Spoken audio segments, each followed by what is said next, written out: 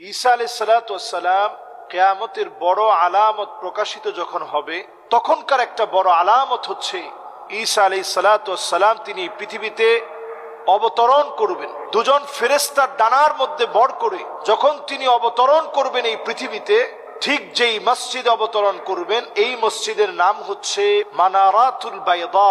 এই মানারাতুল বায়দা নামক মসজিদে, মানারাতুল বায়দা, আমরা সবাই পরিষ্কার ভাবে এই নামটা জেনে নেই। এই মানারাতুল বায়দা নামক মসজিদে ঈসা আলাইহিস সালাতু ওয়াস সালাম তিনি অবতরণ করবেন। মানারাতুল বায়দা নামক এই মসজিদের ভিতরেই দুজন ফেরেশতার ডানার মধ্যে বর দিয়ে তিনি নামবেন। সাদা দুই টুকরা কাপড় পরা থাকবেন তিনি। আমরা জানি যে ইহরামের যেরকম দুই টুকরা কাপড় থাকে, এরকম দুই টুকরা কাপড় পরা থাকবেন। ওনার চুল থেকে, শরীর থেকে অজুর পানিগুলো পড়তে থাকবে। যখন তিনি অবতরণ করবেন, নামাজের জন্য সময় হবে, তিনি ইমাম মাহদী আলাইহিস সালাতু ওয়াস সালামকে নামাজ পড়াতে বলবেন। লোকেরা বলবেন না, আপনি নামাজ পড়ান। ঈসা আলাইহিস সালাতু ওয়াস সালাম তখন ইমাম মাহদী আলাইহিস সালামকে বারবার বলার পর ইমাম মাহদী আলাইহিস সালাতু ওয়াস সালাম তিনি নামাজ পড়াবেন। হাদিসের ভিতরে অনেকগুলো হাদিস এই মর্মে এসেছে। নবী করিম সাল্লাল্লাহু আলাইহি ওয়াসাল্লাম পরিষ্কার বলেছেন, লা তাকুমুস সাআহ, ততদিন পর্যন্ত এই দুনিয়ার ভিতরে কিয়ামত হবে না, হাত্তা ইয়ানজিলা ফীকুম ইবনু মারইয়াম, যতদিন পর্যন্ত ঈসা ইবনু মারইয়াম এই দুনিয়ার ভিতরে না আসবে ততদিন পর্যন্ত কিয়ামত হবে না। হাদিসটি সহিহ বুখারীতে আসছে। নবী সাল্লাল্লাহু আলাইহি ওয়াসাল্লাম বলছেন, হুকমান মুকসিতান, এই দুনিয়ার ভিতরে হুকমান মুকসিতান, আদালতপূর্ণ বিচার শুরু হবে ঈসা আলাইহিস সালাম আসার পরে। ফায়াকসিরুস সালিব, যতগুলো ক্রুশ রয়েছে, গির্জার উপরে যে ক্রুশগুলো আছে এগুলো তিনি ভেঙে ফেলবেন। সব মানুষ আবার কালেমার দিকে ধাবিত হবেন। ঈসা আলাইহিস সালাতু ওয়াস সালাম ওয়ায়াকতুলুল খিনজির, ওয়ায়াকতুলুল খিনজির, সমস্ত খিনজিরগুলোকে হত্যা করা হবে। শূকর যেগুলো আছে এই শূকরগুলোকে হত্যা করা হবে।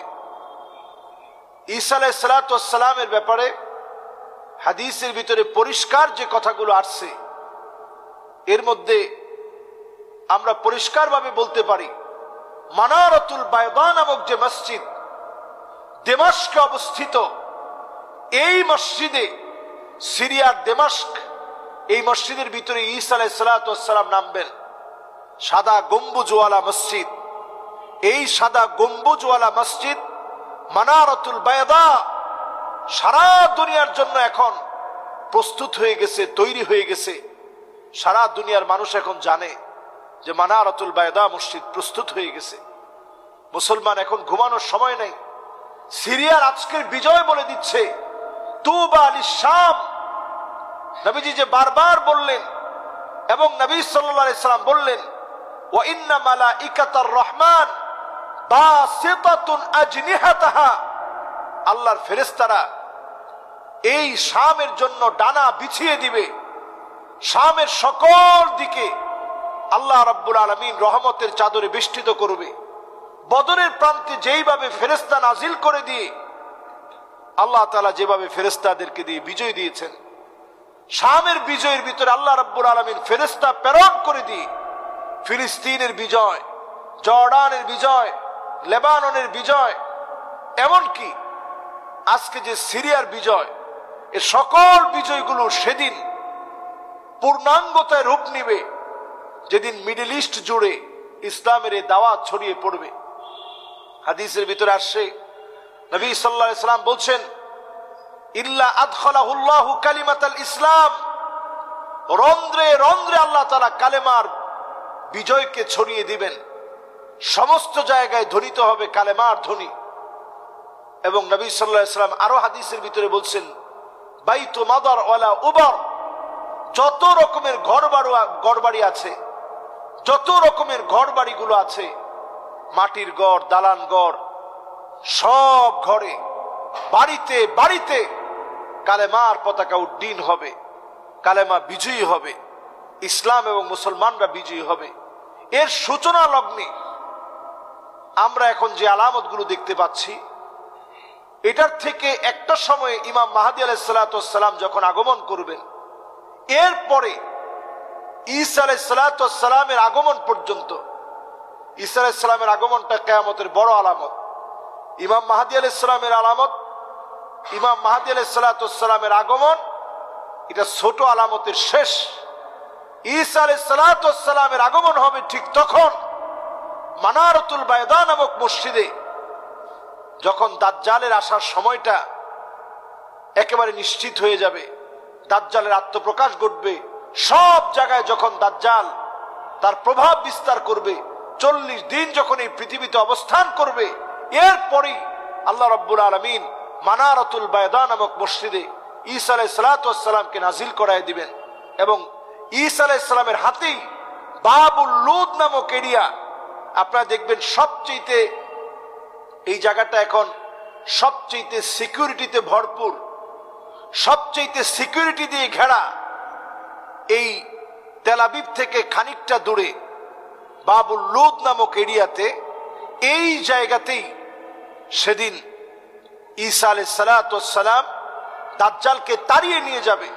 আর তার যারা সঙ্গী সাথী হবে, সবাই শুধু ঈসা আলাইহিস সালাতু ওয়াস সালামের নিঃশ্বাস যত দূর যাবে এর মধ্যেই তারা ধ্বংস হয়ে যাবে।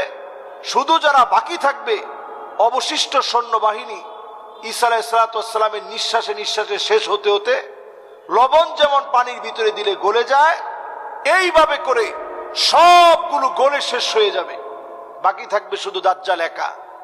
সেই দাজ্জালকে আল্লাহ রাব্বুল আলামিন এই বাবুল লুদ নামক এরিয়ার ভিতরে নিয়ে ঈসা আলাইহিস সালাতু ওয়াস সালামের হাতে দাজ্জাল নিহত হবে।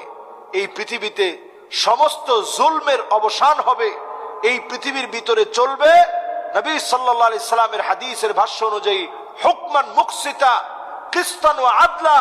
সারা দুনিয়ার ভিতরে শুধু আদালতের কথা চলবে, ন্যায় ইনসাফের কথা চলবে। কোন মানুষ একটা মুহূর্তের জন্য মাজলুম হবে না।